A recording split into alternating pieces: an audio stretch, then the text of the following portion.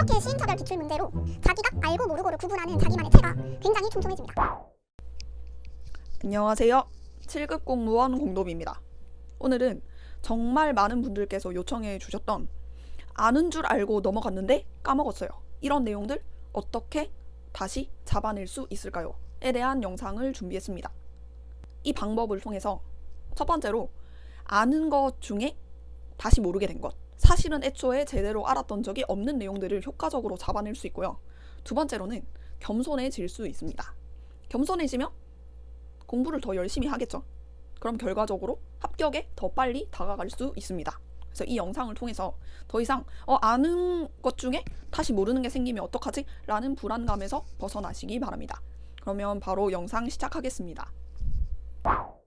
제가 공부법 채널을 개설하면서 계속해서 강조하고 있는 내용은 사실 한 줄로 요약하면 기출된 내용 안에서만 공부를 하고 그 안에서도 내가 아는 것은 제끼고 모르는 것만 집중적으로 팔아. 이게 끝이에요.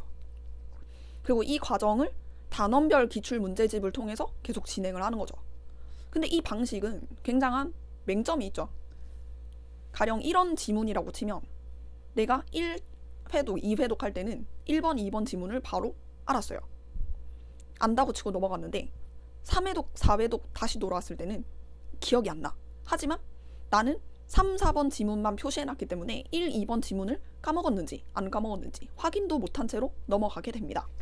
이게 실제로 제가 작년 국가직 7급 때까지 기출회독을 많이 했음에도 불구하고 국가직 7급 점수를 이렇게 망한 국가직 7급 시험이 망할 수밖에 없었던 이유이기도 하죠. 근데 그렇다고 1, 2번을 까먹었을까 안 까먹었을까 확인하기 위해서 내용을 처음부터 보는 거는 양을 줄인다는 저의 전제와 전혀 맞지 않습니다. 그래서 제가 추천드리는 방법은 단원별 기출 문제집은 계속해서 이 방식대로 회독을 하세요. 아는 것과 모르는 것 구분해서 모른다고 표시된 것만 다음 회독차에 보는 거죠. 그러면서 동시에 시행처별 기출 문제를 2번 풀어주는 겁니다. 그러면 단원별 기출 문제집이 요렇게 가로실이 되고 시행처별 기출 문제가 세로실이 돼서 자기가 모르는 것을 조금 더 촘촘하게 걸러줄 수 있는 채를 만들 수 있는 거죠. 제가 시행처별 기출 문제를 활용했던 방법은 구체적으로 다르게 2번 풀어보기 전략입니다. 일단 공기출에 가서 시행처별 기출 문제를 뽑으세요. 저 같은 경우는 제가 쓰던 단원별 기출 문제집에 보면 머릿말에 보통 몇 년도부터 몇 년도까지 시험을 수록해놨는지가 나와 있어요. 그러면 그 중에 가장 최신 1, 2, 3년 중에 아무 기출 문제랑 공기출에 가서 뽑았습니다. 그러면 이 단원별 기출 문제집에 다 수록된 문제들로 구성된 시행처별 기출 문제를 뽑는 거죠. 그래서 첫 번째 풀기는 간단합니다. 20분 시간을 재놓고 그냥 쭉 푸시면 됩니다. 지문별로 OX 판별을 하는 게 아니라 그냥 문제 풀듯이 시험장에서 이렇게 풀고 바로 매겨줍니다. 그러면 논리적으로는 내가 단원별 기출 문제집을 여러 번 회독했고 이 기출 문제집에 나왔던 문제이기 때문에 100점이 나와야 되죠. 하지만 점수가 아주 개차반이 됩니다. 이때 되게 엄청 충격을 먹었어요. 근데 사실 기출 회독도 많이 하고 약간 자만을 해가지고 이제 동영 모의고사 이런 거 진짜 풀어야 되나? 헛소리를 막 이게 머릿속으로 하고 다녔는데 이런 소리가 이제 싹 들어가죠. 사실은 내가 기출도 제대로 정복하지 못해서 국가직 7급에 떨어졌구나. 자기 객관화를 할 수 있습니다. 이게 공부를 하는데 굉장히 중요해요. 나의 현재 실력을 확인하는 거. 두 번째로는 단원별 기출 문제집을 풀 때처럼 이 문제를 풀 겁니다. 즉, 두 번째 풀기에서는 이제 지문별로 OX 판별을 하는 거죠. 그러면 20문제 80지문을 OX 판별을 하게 됩니다. 이까지 되셨나요? 그러면 아리까리한 지문, 모르는 지문이 있으니까 100점이 안 나왔겠죠. 그 아리까리한 지문들을 이제 내가 원래 회독하던 단원별 기출 문제집에 표시해 줄 겁니다. 즉, 자기가 원래 쓰던 단원별 기출 문제에서 내가 오늘 푼 시행처별 기출 문제에 틀린 문제, 모르는 지문이 있는 문제를 찾는 거예요. 그 다음에 이 단원별 기출 문제집을 다음 회독할 때 내가 이 지문을 놓치지 않고 볼 수 있도록 표시를 해줬습니다.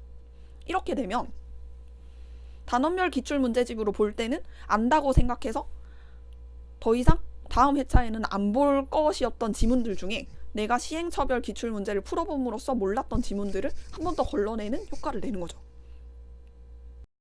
구독과 좋아요는 다음 영상을 만드는 데 큰 힘이 됩니다. 오늘 내용을 한마디로 정리하자면 단원별 기출 문제집을 통한 기출 회독은 계속 그대로 진행한다. 그러면서 동시에 아는 줄 알았는데 몰랐던 것들을 골라내기 위해서 시행처별 기출 문제를 다른 방식으로 2번 풀어본다 입니다. 이렇게 시행처별 기출 문제로 단원별 기출 문제집을 회독하면서 안다고 생각했던 거 중에 사실은 다시 까먹은 거, 사실은 애초에 안 적이 없는 거를 한 번 더 걸러내면 자기가 알고 모르고를 구분하는 자기만의 체가 굉장히 촘촘해집니다.